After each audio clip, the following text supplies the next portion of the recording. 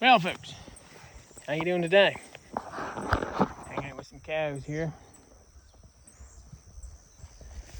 Found some shade. It's the 10th of August. That don't look so good. We're feeding hay. Pastures are getting run out. This is an extreme drought, I guess you call it. There's a little bit of chewing here left.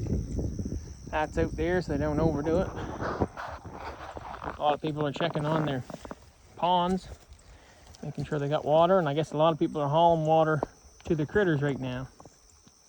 I guess that's reality of a drought here in Nova Scotia. Anyway, keep it cool.